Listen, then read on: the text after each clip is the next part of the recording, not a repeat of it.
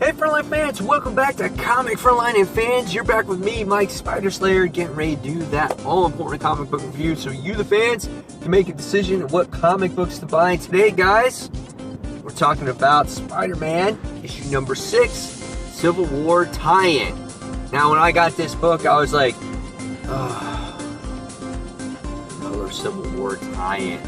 How is this going to tie in to Civil War? Are we going to get another story of who Ulysses is? What does he do? If you're on my side, if you're on this side, like how does it tie in? And does it have any real significance in the major storyline of Civil War? Well, we'll find out.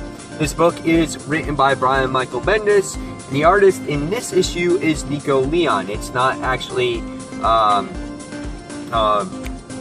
what's her name? I totally forgot her name. Her name is slipping me. If I remember, I'll let you know. But the art is pretty good. Nevertheless, Sarah Pacelli, that's who it is, who does the artwork usually. The art is pretty good. Jessica Jones is in this issue, which that's how you were left cliffing with the last particular issue with her investigating Miles in here.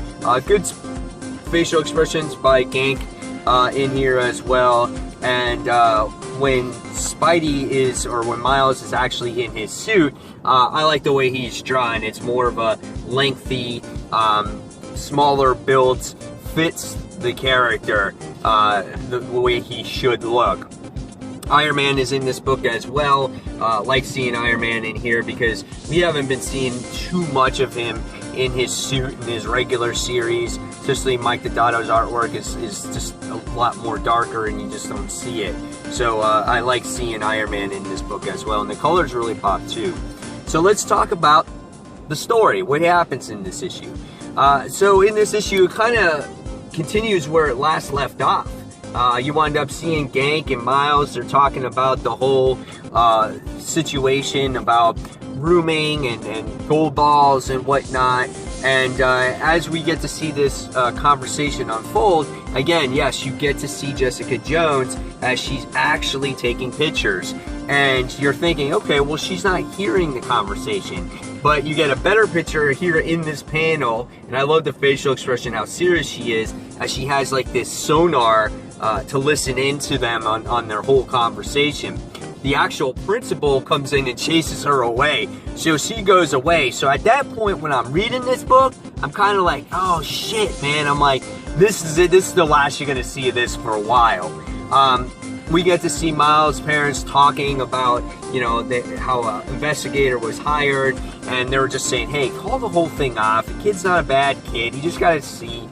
And then it goes back to the aspect of the issue of where we get to see the three of them rooming together and being boys, talking about girls and being in the friend zone. And I really like those character moments. It's what guys do when, you know, you're in your college years or teenage years or whatnot, and they're being goofy with each other. And I like that. I like that aspect of the characters. It made the book really light.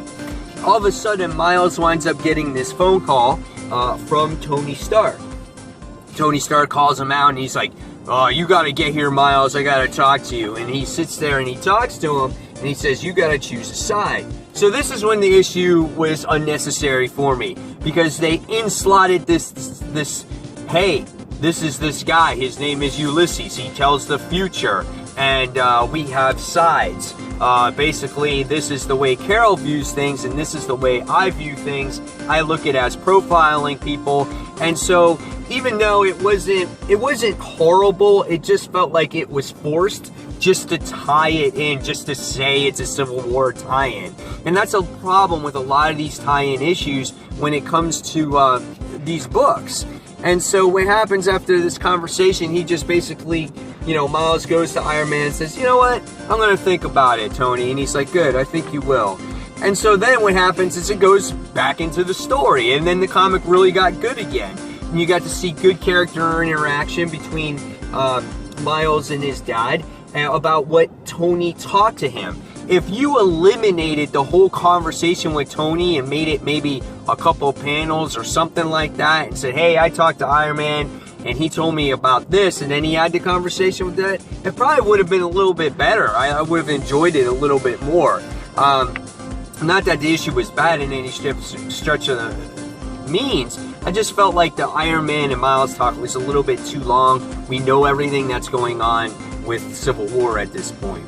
The good ending about this book is you get to see Miles' mom talk with Jessica Jones, you know, calling off the actual investigation. Now at this point at the end, I was like, oh, they are bringing Jessica Jones back right away. And she's sitting there going, I'll pay you what my mom paid you, and you can keep my money also. And she's like, tell me my son's secret. What do you know about him? And that's basically how the issue leaves off. So, what did I think about this Spider-Man issue number 6? It was good. It was a really good issue. Had a lot of great character moments, and I feel that the book is starting to get on track. If this book didn't have a forced Civil War pages in there about who Ulysses was and what Carol believes in and what Iron Man believes in at this point, I would have thought that this was a perfect book, but it enslotted that and it felt like it was forced. The part that didn't feel forced again was when actually Miles and his father were actually talking about his dilemma. So that's where I got from it. The artist in here was a good substitute for Sarah Pichelli. I really enjoyed it, and I feel like Spider-Man is going back on the right track as it leaves me wanting to read more. And it's interesting. I like Gank. I like Goldballs now. He's actually winning me over, and I can't wait to see how these two continue to interact with each other.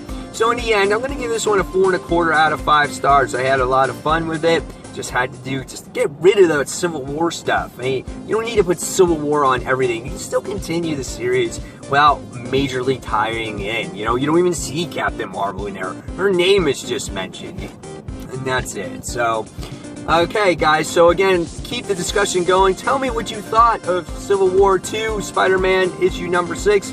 And fans, as always, thank you for watching Comic Frontline. And until the next comic book review, this is Mike Spider Slayer signing off. Take care, guys. See you soon. Bye.